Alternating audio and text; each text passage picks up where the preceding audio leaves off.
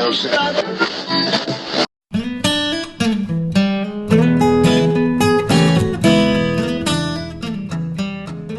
and welcome to Wise About Texas, your award-winning Texas history podcast. I'm your host, Ken Wise. I appreciate you very much tuning in today for a little Texas history.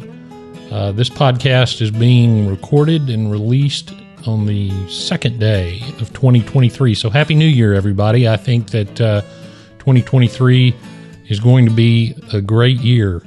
I'm looking forward. We got a legislative session coming up, so I'll find myself in Austin, always looking for some more great Texas history stories. I hope you had a wonderful holiday season and are starting 2023 with a bang. I want to put a bug in your ear for the upcoming Texas State Historical Association annual meeting in El Paso.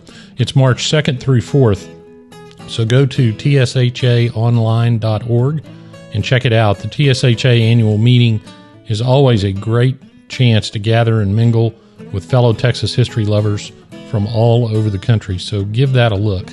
El Paso, of course, a very beautiful, very historic place and a very interesting place for this year's annual meeting. Speaking of interesting, today I want to tell you a story about a lady, and I didn't know really anything about her. Stumbled onto a story about her, and it turns out she's another one of those little-known Texas history characters that have had very interesting lives. So I want to tell you about that. Her name was Osjetea Briggs. Now, Osjetea is spelled Osjetea. It's a Choctaw word which means falling star. Osjetea was born in Groesbeck in Limestone County in 1917, and I'm going to use her first name, Osjetea, rather than Ms. Briggs, because it's beautiful, and it's a beautiful word, and it sets her apart. Osjetea was of Choctaw, Cherokee, and Kickapoo descent, and was very proud of her native heritage. More specifically, her grandfather was a member of the Kickapoo Choctaw tribe, which was a subset, according to her, of the larger Kickapoo Indian tribe, sort of like in some of the Indian trial episodes we talked about the difference between Kiowas and Kiowa Apaches. So also, Osjetea was cousins with the Plummer family. Now, this is where we get into something that shows you just how complicated Texas history can be. Rachel Plummer was captured in the same Comanche raid where Cynthia Ann Parker was captured at Fort Parker in May of 1836. Rachel and Cynthia were cousins, so Osjetea was also a cousin to Cynthia Ann Parker, although a little bit detached. Osjeeta's older siblings, her mother and all her cousins, went to what was called the Kickapoo School. Osjetea, though, did not. She went to public schools. She won her first essay contest in 7th grade, writing extemporaneously with no research and no preparation on George Washington. She loved history and obviously was a good writer. That win inspired her to continue entering the contest throughout high school. In her own words, Osjetea said, quote, "I always wrote better than I did anything else, but I never followed it as a profession until I came to Anderson County," close quote. Now, I'm getting a little bit ahead of the story. Osjetea grew up, like so many did, in rural Texas in the early 1900s, largely self-sufficient. Osjetea describes it this way, quote, "There was no money. That was not bad, and looking back, it wasn't even bad to us then. We just learned to endure," close quote. I think that's a great way to look at it. She claimed she grew up, they raised some animals, and among them some hogs, and she claimed never to eat hog meat because she had named all the hogs on the farm and considered them personal friends. Now, the lesson there, as I learned from my rural part of my family, is don't ever name the animals. But one day, her mother bought sliced bacon at the grocery store because pre-sliced bacon back then was such a novelty. Her mother thought she had to have some. Osjetea ate that bacon because her mother assured her it wasn't anyone she knew. For school supplies, as she was growing up, Osjetea and her siblings would take a dozen eggs, sell them for 10 cents, buy a Big Chief tablet for a nickel, and a pencil for another nickel. In other words, Osjeeta and her siblings did without food, without breakfast, so they could have school supplies. That's how seriously they took their education. There was honor in an education. The kids didn't want to go to school to play sports or be cheerleaders or anything like that. They went to school to work. Osjeeta describes one of her grandfathers, a Choctaw, telling his children, which included Osjeeta's mother, that the children of that time had gone to pot. Now, this would have been a grandfather speaking in the late 19th century. The children of the time had gone to pot, and that only education could save them. He also threatened his kids, including Osjeeta's mother, that if anyone brought any shame on the family or tribe, Grandpa would personally take them to the woods and kill them with a bow and arrow. And it made an impression. The mother claimed, Osjeeta's mother told Osjeeta that they never did put him to the test because they just weren't sure. Osjeeta said this, quote, "You may not have anything to eat, but you have much honor," close quote. And I'm putting these quotes in here hopefully to make an impression and get you thinking and comparing those times to these. One other mildly amusing thing about her youth was that the family kept the hogs in the area under their house. That was the hog pen. Her older brother had the great idea to move the hogs under the house, put chicken wire around it, and he invented, essentially, the garbage disposal. Her older brother drilled a hole in the kitchen floor and installed a funnel, so all you had to do was pour the slop in the funnel. It went under the house. Hogs were fed. No problem. He did it so his mother wouldn't have to walk out to the hog pen carrying a 5-gallon bucket of slop. Well, Osjeeta gave an interview one time where she told a funny story that in those days, the school nurse would travel around the community and inspect the conditions in which the children were living to make sure everything was okay, etc. The actual nurse that worked for the school did that.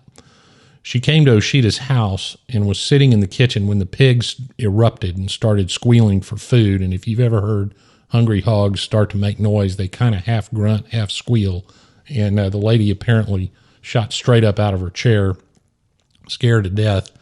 Osjeeta's mother, of course, since the school nurse was there, was trying to make a good impression. But her brother had no qualms about bragging about the fact that the hogs were under the house.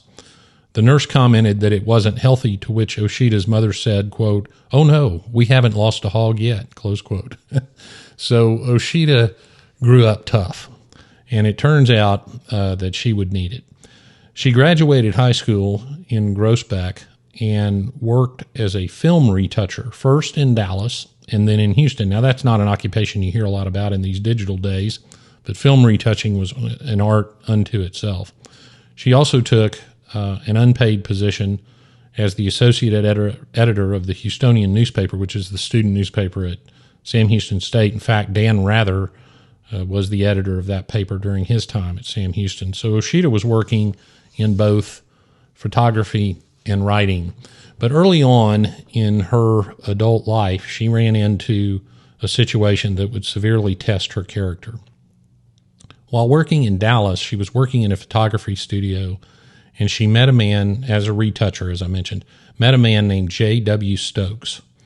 He became enamored with Osjeeta, to say the least, so enamored that he started stalking her. Now, this is 1938, and they didn't use the term stalker then, but Stokes was a stalker.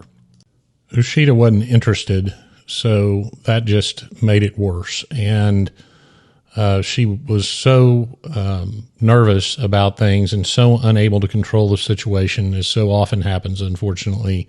She quit her job in Dallas and moved to Houston. That did not deter Stokes. He would follow her from one town to another, as Osjeeta described it. She landed in Houston, began working at that photography studio in Houston, and also editing the paper I mentioned before. And this situation had created such a problem that Stokes' wife was attempting to divorce him. So on Osjeeta's 21st birthday in December of 1938, she went downstairs from her apartment to pick up a birthday cake for the party she was hosting for her birthday and some friends in her apartment. She walks into the drugstore, and there stands Stokes. flustered, obviously. She gets the cake. She goes upstairs. Stokes follows her. And unbeknownst to her, she is lighting the candles on the birthday cake, and Stokes starts banging on the door. 21-year-old Osjetea, scared for her life, grabs a pistol, shoots Stokes twice, which is a heck of a situation to be in on your 21st birthday. Stokes is taken to a hospital. His estranged wife at his bedside. Stokes succumbs to his injuries and dies that night. The police arrested Osjetea for murder, but the grand jury recognized the situation and issued a no bill, which means no charges were filed against her, and she was free to go. So at a fairly young age, Osjetea had had an interesting and somewhat tumultuous life already. But demonstrating her strength of character, it did not deter her. She took up photography, traveling all over the world during the 40s, taking pictures. She won several awards and became known around the world as a photographer. But that's not all. She also painted portraits. She decided to move at some point during her photography career to Palestine, Texas, in Anderson County.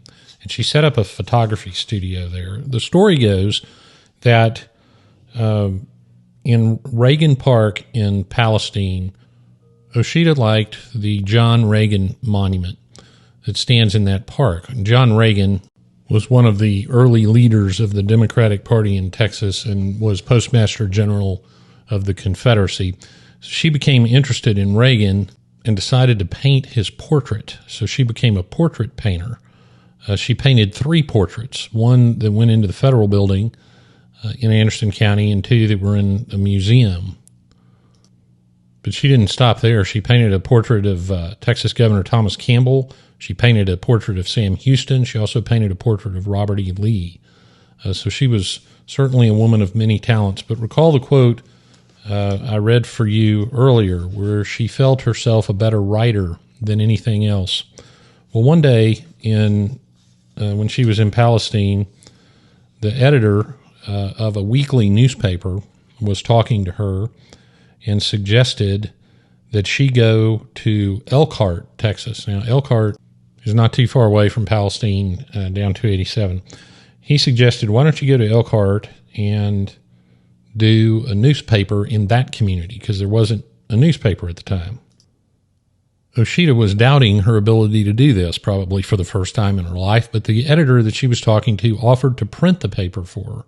In an interview she gave late in her life, she said she felt very insecure because she didn't have a journalism degree, to which this editor replied, quote, "Who cares about a degree in journalism? Who will know the difference?" Close quote, which I think is a wonderful quote. Think about that one in current times. So in 1963, 1964, and 1965, she published the Elkhart Eagle. Osjetea recalls that one of the things that taught her, the paper became really successful, and she got invited to speak to the Texas Press Association several times, which scared her to death. But she remembers that one of the great lessons she learned during that time was how to speak in front of people, even though she lost money. She had a great quote that I really think will set the tone for many of us for 2023. Here's what she said: "Money can be replaced, but that paper gave me experience." I think that's important for all of us to remember. The office of the Elkhart Eagle, by the way, was the corner table of a little restaurant in Elkhart, where they ran a telephone line over there and let her use the table as her desk and put her typewriter on. Well, something else came out of that. Osjetea began writing a column in her weekly called, quote, "Walk in My Moccasins," close quote. And she won state, national, and international awards for that column. Now, I think about the time period and the civil rights time period, and here you have an entrepreneurial female Native American publishing a paper all on her own in a small East Texas town. That was significant, but that isn't enough. The column had to be quality, which it was. She was a great writer. Here's what she says about a writer, or about her writing, also a good lesson for us all. Quote, "But I wrote simply. If I couldn't spell a word, I didn't use it, close quote. That's some of the best writing advice I think I've ever heard. Osjetea also became involved in politics. She was always a delegate to her local political conventions. And of course, at this time in East Texas, that was all the Democratic conventions. At one convention in the 60s, she was talking to none other than Lyndon Johnson. And she tells a funny story that Lyndon Johnson at that time wore rimless glasses, and she thought they looked terrible. But she also noticed that when the press came around, that he would snatch those glasses off because he knew they weren't very becoming. And so the press started to walk up, and they were talking in the convention hall, and she says, "Here comes the press. You better take your glasses off." So he grabs them, he snatches them off and hands them to her. And Johnson's a senator at this time. So they have a little press gaggle there with Lyndon Johnson, and when the press leaves, Osjetea takes the glasses, wipes them on her skirt to clean them, hands them back, and said, these glasses are not good looking on you. You really ought to get some horn-rimmed glasses because it'll make you look smarter. Osjetea, by the way, did not agree with Lyndon Johnson on darn near anything.